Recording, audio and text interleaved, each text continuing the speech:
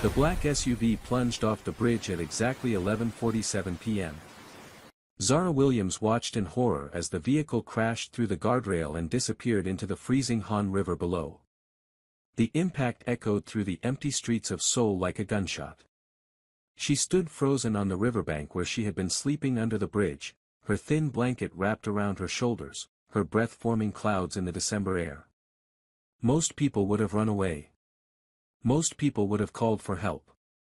But Zara had learned a long time ago that help never came for people like her. So she ran toward the river instead. The water hit her like 1,000 knives as she dove in.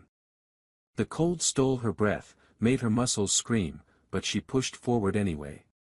She could see the SUV sinking fast, its headlights still on, illuminating the murky water like a dying beacon. Through the driver's window, she saw him. A man. Unconscious. His head was bleeding, slumped against the steering wheel.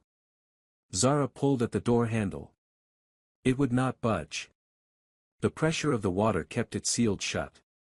She slammed her fist against the window once, twice, 3 times. Her lungs burned. Her vision started to blur. On the 4th try, the window shattered. Glass cut into her hands, but she did not feel it. All she felt was the weight of this man as she grabbed his collar and pulled. He was massive.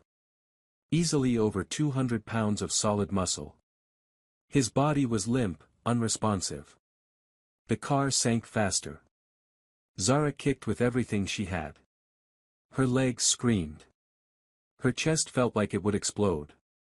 But she kept kicking, kept pulling, kept fighting against the current that tried to drag them both down.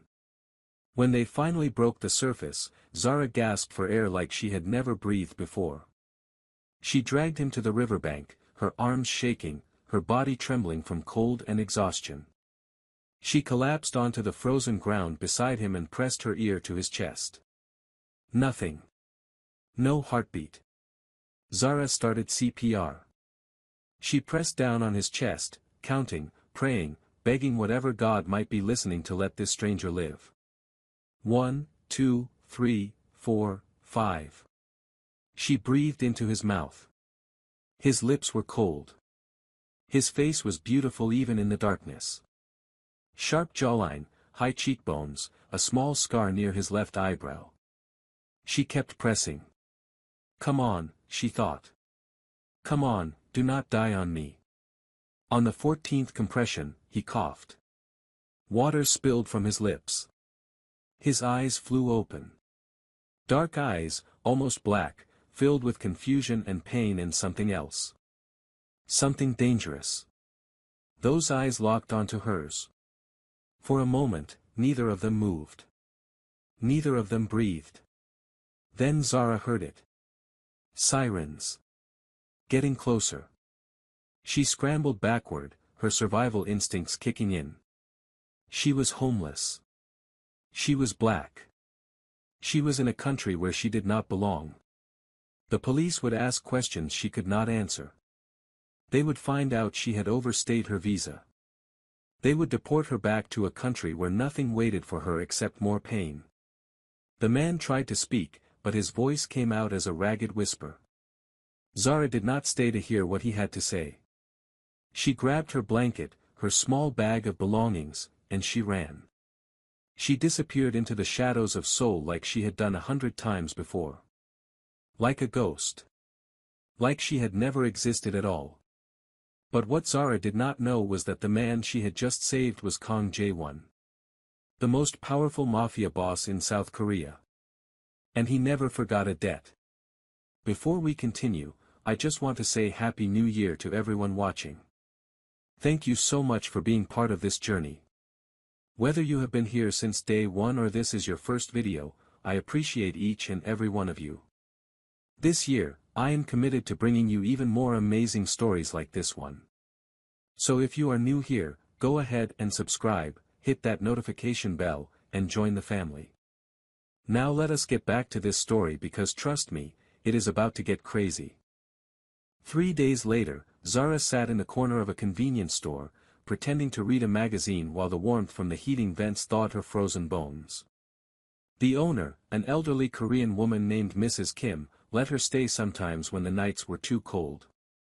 In exchange, Zara helped clean the floors and stock the shelves. It was not much. But it was survival. The bell above the door chimed, and 3 men walked in. They wore expensive suits. Their shoes were polished. Their eyes were cold. Zara's instincts screamed at her to run, but she forced herself to stay still. Do not draw attention, she told herself. Just be invisible. The men spoke to Mrs. Kim in rapid Korean. Zara had picked up enough of the language over the past year to understand bits and pieces. They were asking about a girl. A black girl. Zara's blood ran cold. Mrs. Kim shook her head, but Zara saw the fear in her eyes. The old woman was lying for her. Protecting her. One of the men slammed his hand on the counter. Mrs. Kim flinched. Zara stood up. She did not know why she did it. Every survival instinct told her to stay hidden. But she could not watch this woman get hurt because of her. Excuse me, Zara said in broken Korean. Is there a problem? All 3 men turned to look at her. The tallest one smiled. It was not a friendly smile. You are the one, he said in English. His accent was thick but understandable. Boss has been looking for you. I do not know what you are talking about, Zara said. I think you have the wrong person. The man pulled out his phone and showed her a picture. It was a grainy image captured from a traffic camera. A woman diving into the river. A woman pulling a body from a sinking car. Zara's heart stopped. You saved the life of Kang Jae-won, the man said. He would like to thank you personally. I do not want thanks. I just want to be left alone. The man shook his head. That is not how this works. When the boss wants to see someone, they see him. It is not a request. Zara looked at Mrs. Kim. The old woman's eyes were filled with tears. Go with them, child, Mrs. Kim whispered. These are not men you refuse. Zara had no choice. The men led her outside to a black car that probably cost more than she would ever see in her lifetime. They opened the door, and she slid inside. The interior was all leather and luxury. A small TV screen was embedded in the headrest. The windows were tinted so dark she could not see outside. For 30 minutes, they drove through Seoul. Zara watched the city pass by through the small gaps in the tint. Bright lights, busy streets, a world that had never made room for someone like her. Finally, the car stopped. They had arrived at a building that looked like it belonged in a movie. Modern architecture, sleek lines, security guards at every entrance. A penthouse that touched the clouds. The men escorted her through a private elevator that required 3 different keycards and a fingerprint scan. When the doors opened, Zara stepped into a world she had never known existed. The penthouse was massive. Floor-to-ceiling windows offered a view of the entire city. The furniture was minimal but clearly expensive. Art hung on the walls, pieces that looked like they belonged in museums, not private homes. And standing at the center of it all was him. Kang Jae-won. He looked different than he had that night. His hair was dry, slicked back from his face. His suit was tailored perfectly to his broad shoulders. The cut on his forehead had been stitched and was already healing. But his eyes were the same. Dark. Intense. Dangerous. Leave us, he said to his men. They bowed and disappeared. Zara was alone with the most powerful criminal in South Korea. The silence stretched between them like a wire about to snap. You ran away, he said finally. His voice was deep, smooth, with an edge that made Zara's spine tingle. I have been trying to find you for 3 days. Do you know how many resources I had to use just to locate one homeless girl? Zara lifted her chin. I did not ask you to find me. A small smile tugged at his lips. No. But I always pay my debts. And I owe you my life. You do not owe me anything. I did what anyone would have done. No, he said, taking a step closer. You did what no one else would do. My car went off that bridge in front of 15 witnesses. Not one of them jumped in. Not one of them tried to help. They stood there with their phones, recording. Waiting for me to die. He took another step. But you. A stranger. A woman with nothing. You risked your life for someone you did not know. Zara shrugged, trying to hide how fast her heart was beating. Like I said, it was no big deal. It was a very big deal, he said. And I intend to repay you. I do not want your money. Good. Because I was not offering money. He gestured toward the window. Look at this city, he said. I own half of it. I have more money than I could spend in 10 lifetimes. But in that river, none of it mattered. I was just a man. Drowning. Dying. And you were the only one who saw me as worth saving. Zara felt something shift in the air between them. What do you want from me? She asked quietly. I want to know who you are, he said. I want to know why an American woman is living on the streets of Seoul. I want to know everything about you, Zara Williams. She flinched at the sound of her name. You already know my name, she said. I know many things. I know you came to Korea 2 years ago on a tourist visa. I know you never left. I know you have no family, no friends, no one looking for you. What I do not know is why. Zara turned away from him, staring out at the city lights. Some stories are not meant to be told, she said. He moved to stand beside her. His presence was overwhelming. Heat radiated from him, wrapping around her like a blanket. I have time, he said. And I am a very patient man. For a long moment, Zara said nothing. Then, slowly, the words began to spill out. She told him about growing up in Chicago. About her mother, who worked 3 jobs just to keep them fed. About her father, who left before she was old enough to remember his face. About her mother getting sick when Zara was 17. Cancer. The kind that did not care about how hard you worked or how much you prayed. She told him about the medical bills that piled up. About dropping out of college to take care of her mother. About watching the woman who had given her everything slowly fade away. She told him about the day her mother died. About standing at the grave with nothing but an empty apartment and a stack of debt that would take decades to pay off. She told him about the man she had trusted. Marcus. Her high school sweetheart. The one who had promised to take care of her. The one who had taken everything she had left and disappeared. She told him about running.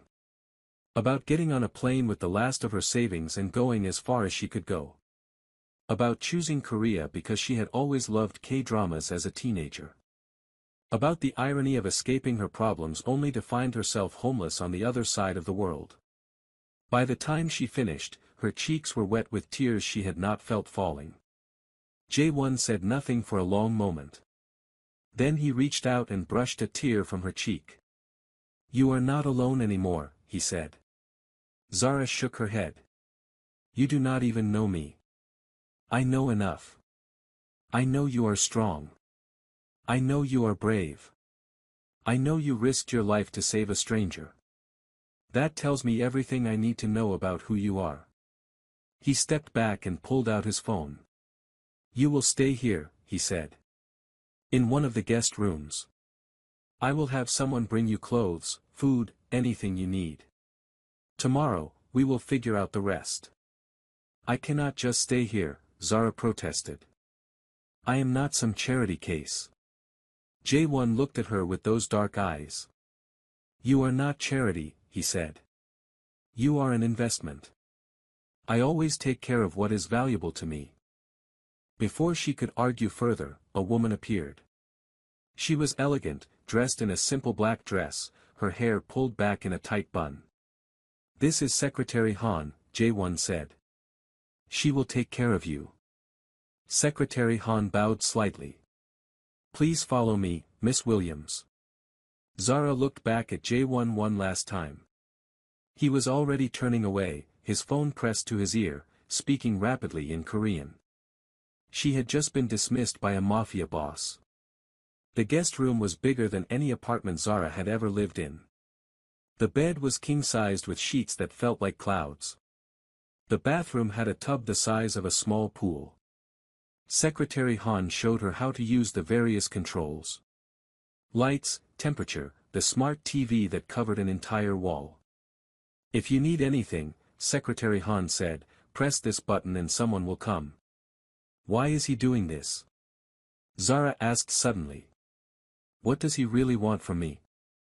Secretary Han paused at the door. In the 10 years I have worked for Mr. Kong, she said, I have never seen him look at anyone the way he looked at you tonight. I do not know what he wants.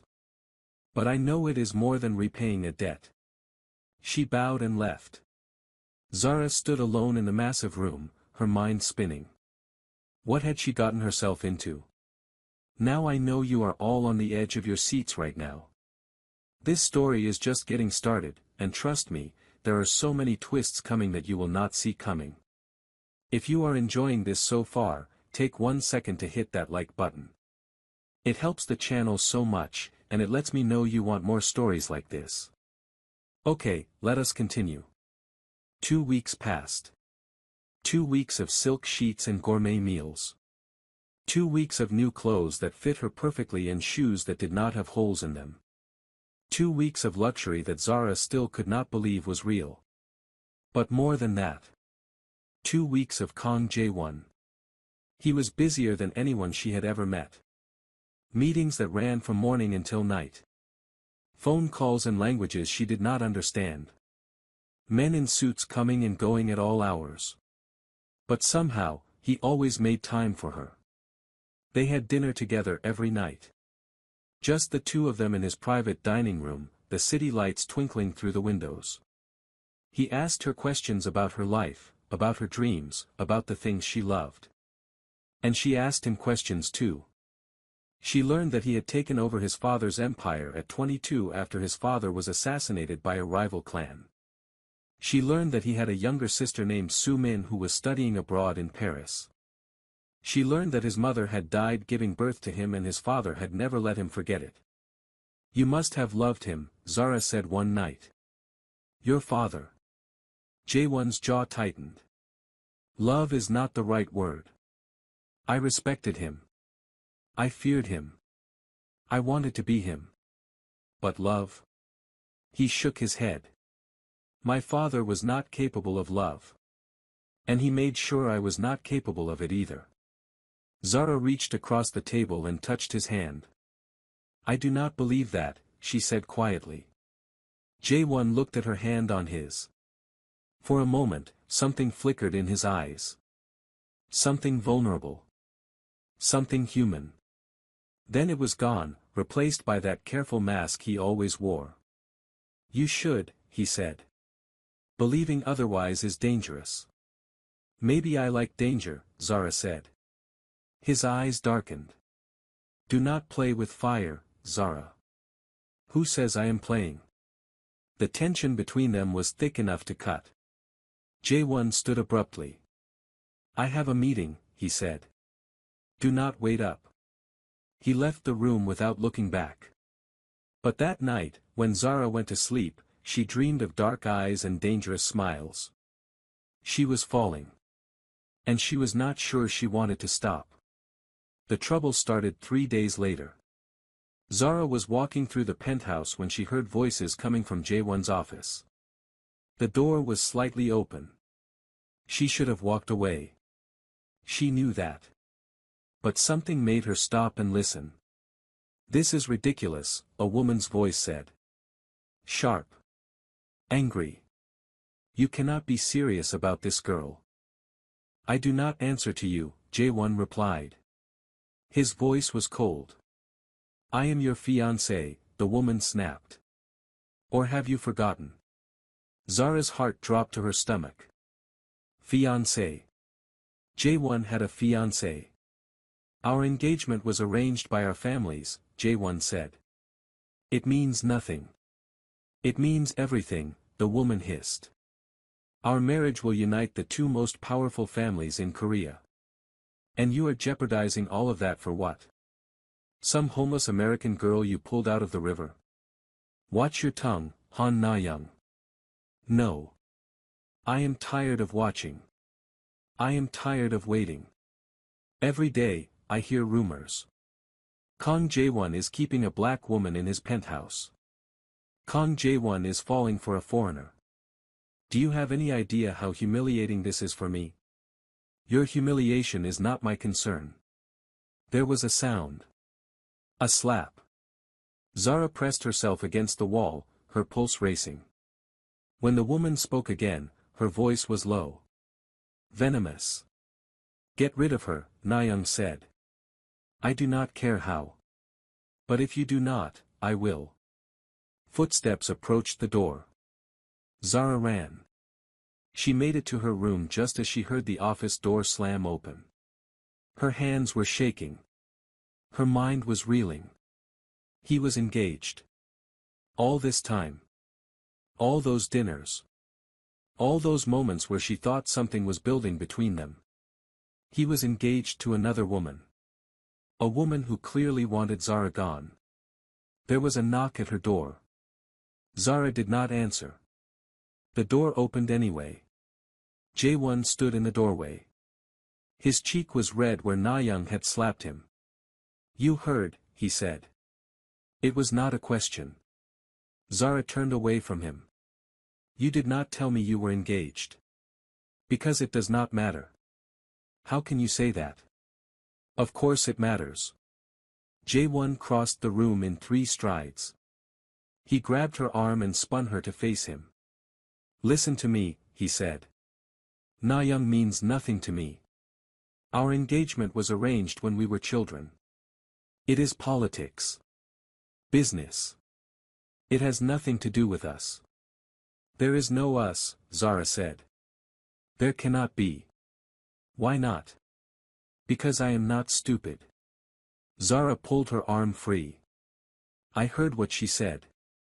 I am a liability to you. A scandal. The girl you pulled out of the river.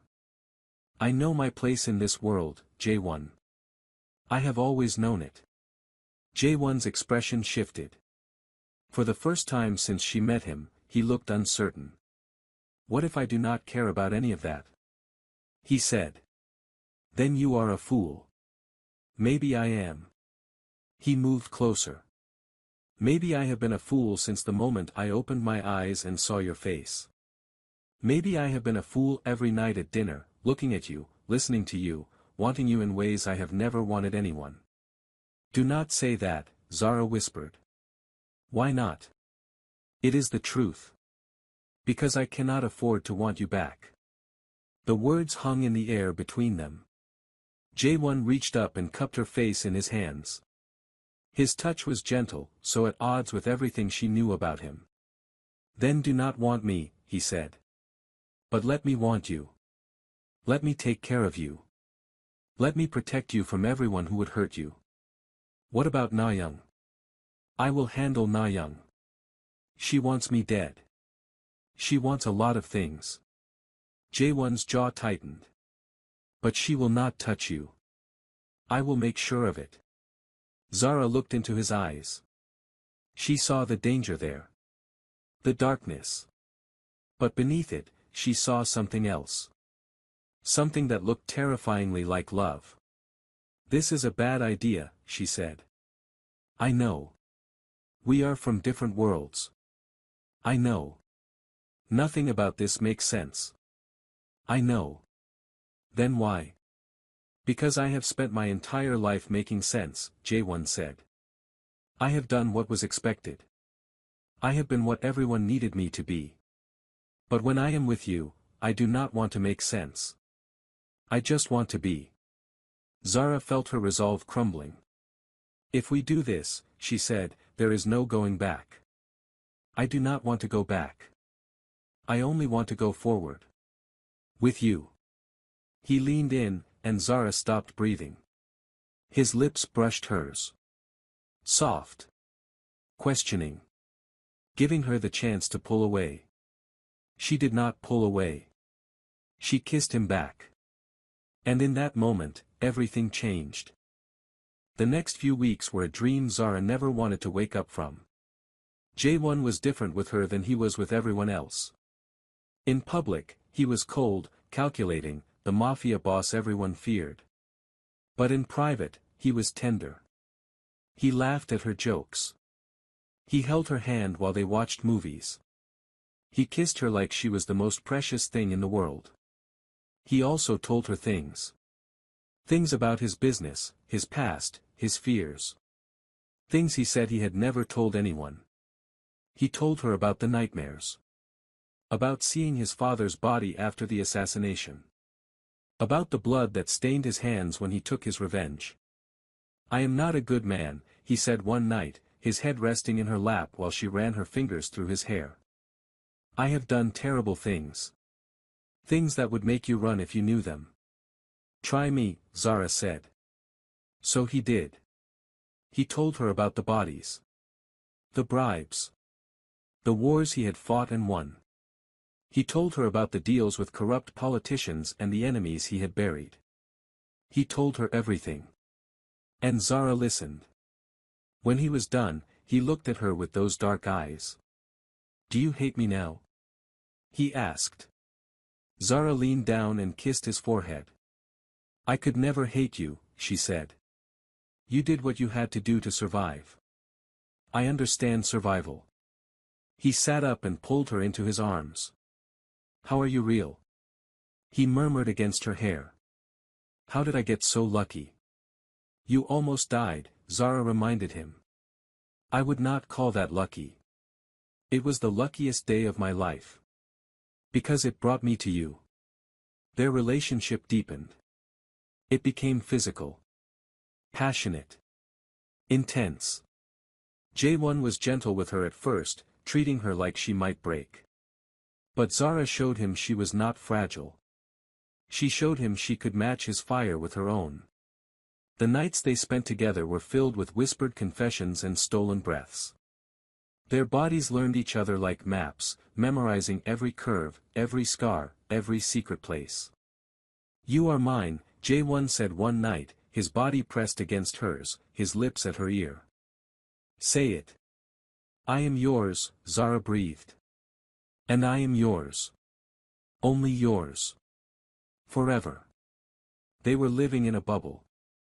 A beautiful, impossible bubble. But bubbles always burst. The first crack came from an unexpected source. Secretary Han knocked on Zara's door one morning with an urgent expression. "You need to see this," she said. She led Zara to a small room filled with monitors. Security footage from throughout the building. On one of the screens, Zara saw Han Na-young. She was talking to a man Zara did not recognize. A man with cold eyes and a scar running down his face. "Who is that?" Zara asked. "Park Sung-ho," Secretary Han said grimly. "He is the head of the Park clan. Mr. Kang's biggest rival. What is Na-young doing talking to him?" "That is what concerns me. The conversation happened yesterday. In a private restaurant. My sources managed to get this footage."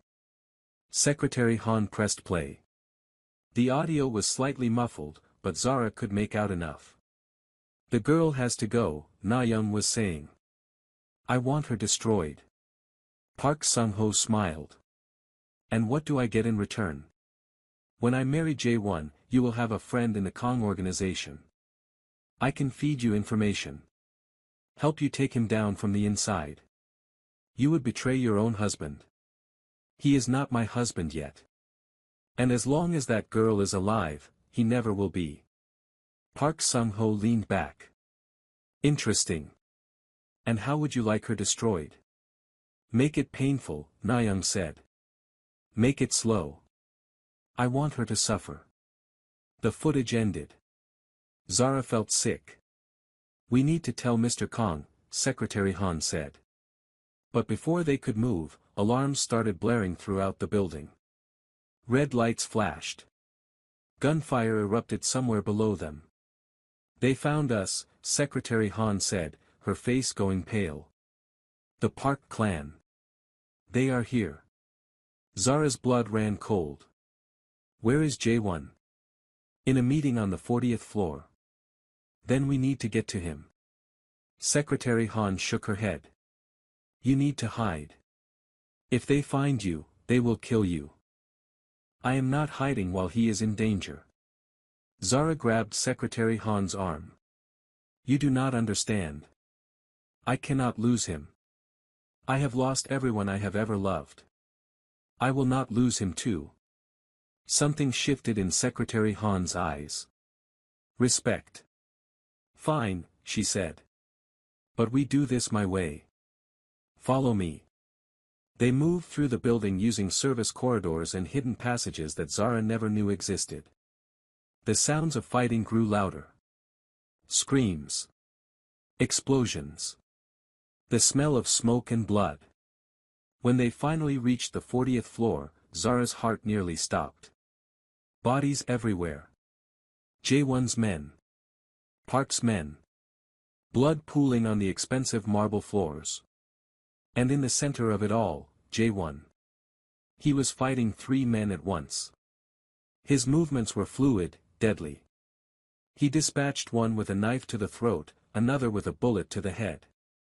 The third managed to land a hit, sending J1 stumbling. "J1." Zara screamed. His head whipped toward her. His eyes widened. "No," he shouted. "Get out of here." But it was too late. Hands grabbed Zara from behind. She struggled, kicked, bit, but there were too many of them. Park Sung-ho stepped out of the shadows, clapping slowly. "Well, well," he said. "The famous girl from the river. I have heard so much about you." "Let her go," J1 snarled. His gun was aimed at Park, but there were too many enemies between them. "This is between you and me." "It was between you and me," Park agreed. "But then Na Young made me a very interesting offer. And I have to admit, watching you fall apart over a woman. It is too entertaining to pass up. If you hurt her, I will destroy everything you love." Park laughed. "You are in no position to make threats." He nodded to his men. One of them pressed a knife to Zara's throat. J1 went absolutely still. "Drop your weapon," Park said. "Kneel." J1 looked at Zara. His eyes were wild. Desperate. "Do not do it," Zara said. "Do not give in because of me." "Shut up," one of the men hissed, pressing the knife harder. A thin line of blood trickled down Zara's neck. Something snapped in J1's expression. He dropped his gun. He knelt. Park smiled and walked toward him. "Look at you. The mighty Kong J1. Brought to his knees by a homeless black girl. Your father would be so disappointed." "My father was a monster." "Yes. But at least he was strong. You are weak. And weakness deserves to be eliminated." Park raised his gun. Zara screamed. And then everything happened at once. Secretary Han, who everyone had forgotten about, pulled a gun from somewhere and shot the man holding Zara. Zara dropped to the ground, grabbing the fallen knife. J1 lunged forward, tackling Park. The room exploded into chaos. Bullets flew. Bodies fell. Zara fought like she had never fought before, slashing and stabbing anyone who came near her. When the dust finally settled, Park Sung-ho was dead. His body lay at J1's feet, a knife buried in his chest. J1 was covered in blood. Some of it was his own. He looked at Zara across the room. His expression was unreadable.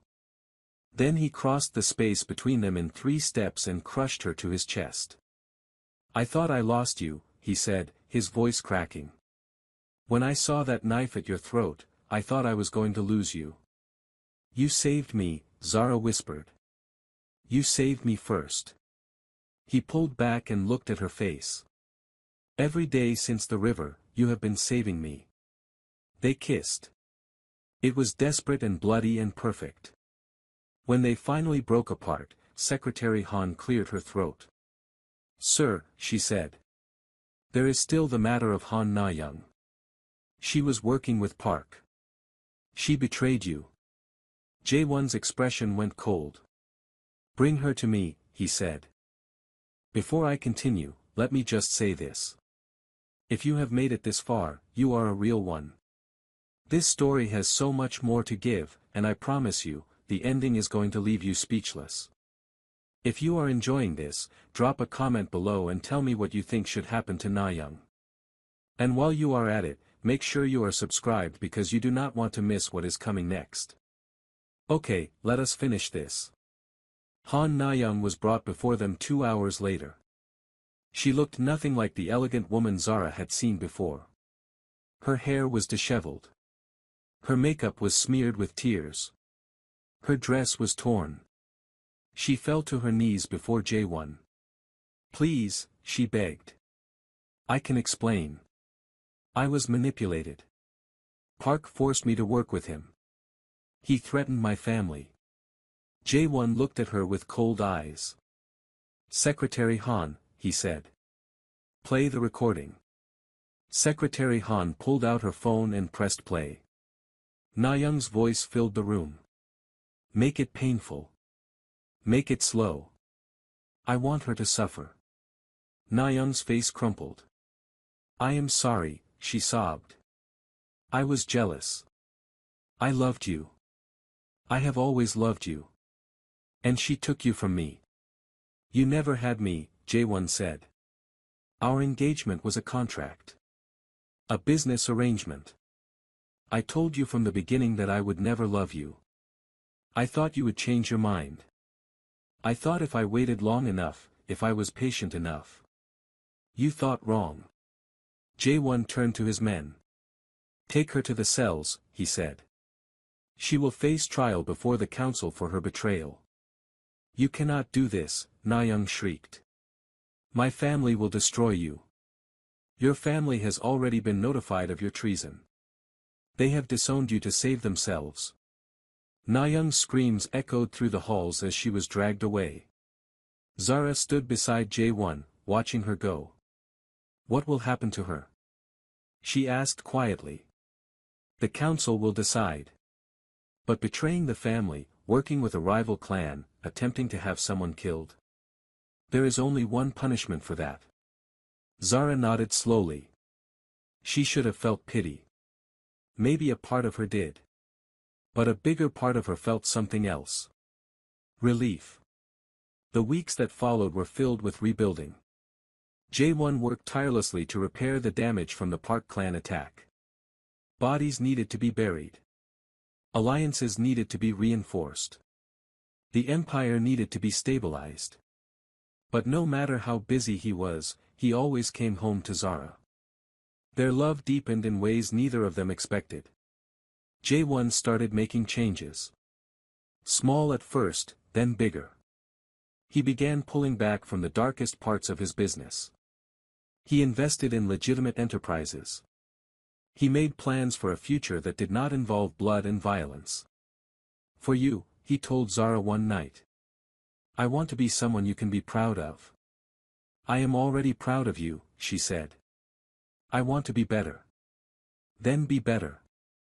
But be better for yourself, not just for me.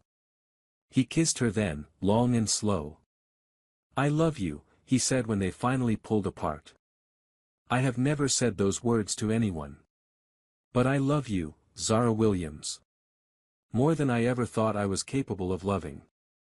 Zara felt tears spring to her eyes. I love you too, she said. Against all odds. Against all reason. I love you. 6 months later, Jae-won proposed. He took her back to the bridge where his car had plunged into the river. Where their story had begun. The sun was setting, painting the sky in shades of orange and pink. This is where I should have died, Jae-won said. But instead, It is where I found my life. My purpose. My everything. He dropped to one knee. Zara Williams, will you marry me? Zara looked at this man who had changed everything. This dangerous, complicated, beautiful man who had seen her at her lowest and loved her anyway. Yes, she said. 1,000 times yes. He slipped the ring on her finger. It was elegant, simple. A single diamond that caught the light of the setting sun. He stood and pulled her into his arms. I am going to spend the rest of my life making you happy, he said.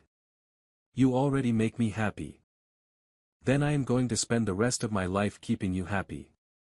They kissed as the sun set behind them, casting their shadows long across the bridge. Two broken people who had found each other in the most impossible way. Two souls who had been drowning until they learned to save each other. The wedding was the event of the year. Zara wore a dress that combined African and Korean elements. Kent cloth patterns woven into traditional hanbok silhouette. She had never felt more beautiful. The ceremony was intimate. Just close friends and trusted allies. Secretary Han cried. Jaewon's sister Soo-min flew in from Paris and immediately declared Zara the best thing that had ever happened to her brother. And when Jaewon lifted Zara's veil and looked at her face, there were tears in his eyes. My wife, he said. My husband, she said. Forever, they said together. The reception lasted until dawn. There was dancing and laughter and more happiness than Zara had ever thought possible. Later, in the quiet of their bedroom, Jaewon held Zara close. Thank you, he said. For what? For jumping into that river. For saving a stranger. For not running when you saw who I really was. Zara smiled and pressed a kiss to his chest. I told you, she said. I like danger. He laughed, a sound that still surprised her with its warmth. Then you married the right man. I married the only man, she corrected. There was never anyone else. There never will be. They made love slowly that night. Taking their time. Savoring each other. And when they finally fell asleep, tangled together in sheets that cost more than Zara's old life, she felt something she had not felt in years. Peace. 1 year later, Zara stood on the balcony of their penthouse, looking out at the city that had become her home. So much had changed. She was no longer homeless. No longer invisible. No longer alone. She was Zara Khan. Wife of the most powerful man in Seoul. Philanthropist. Advocate for homeless youth. A woman with purpose and power and love. Arms wrapped around her from behind. What are you thinking about? Jaewon asked, his chin resting on her shoulder. About how different my life is now. About how scared I was when I first came to this city. About how I never imagined I could be this happy. Jaewon turned her to face him. You deserve every happiness, he said. You deserve the world. I do not need the world. I just need you. He smiled that rare smile that was only for her. You have me, he said. Forever and always. She kissed him, and he kissed her back, and somewhere in the distance, the sun began to rise over Seoul. A new day. A new beginning. A love story that started with tragedy and ended with triumph. And as they stood there together, watching the city wake up, Zara knew one thing for certain. She had finally found her home. Not a place. A person. And she would never let him go. That was the story of the homeless black girl who dragged a 200-pound Korean Mafia boss from a sinking car. A story of survival and redemption. A story of darkness and light. A story of two people who should never have met but could not stay apart. Some people say love finds you when you least expect it. Zara would say love found her at the bottom of a river, gasping for air, holding on to a stranger who would become her everything. And what happened next? Well, you just heard it. It shocked everyone. Especially them. And that, my beautiful viewers, is where we end today's story. I hope you enjoyed it as much as I enjoyed creating it. If this video touched your heart, smash that like button, drop a comment telling me your favorite part, and do not forget to subscribe if you have not already. New videos drop every week, and trust me, you do not want to miss what is coming next. Thank you for watching. Thank you for being part of this family. And remember, no matter where you are in your journey, your love story is still being written. Until next time, take care of yourselves and each other. See you in the next video.